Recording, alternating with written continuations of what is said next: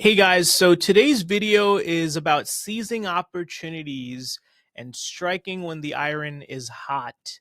So I wanted to share, this is something that I learned a few years ago, and it's actually a story. So one of my mentors in the he was very early on in this business, and this was a story of when he went to a tax auction to buy some vacant land.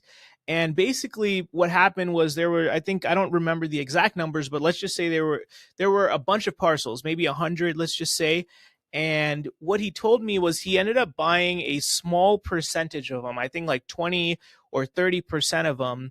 And he knew this was a great deal. He knew it was going to make a ton of money.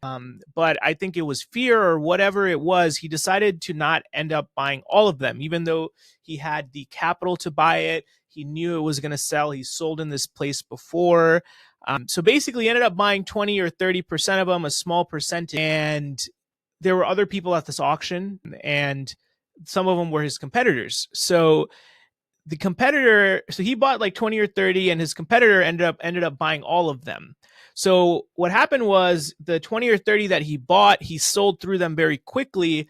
And when he wanted to go and get more again, he ended up paying, or when the auction was done, so that opportunity was gone. So his competitor was like, hey, I'll sell this to you. But the problem was that he could have bought them for way less if he just bought them from the auction when he had the capital to buy it.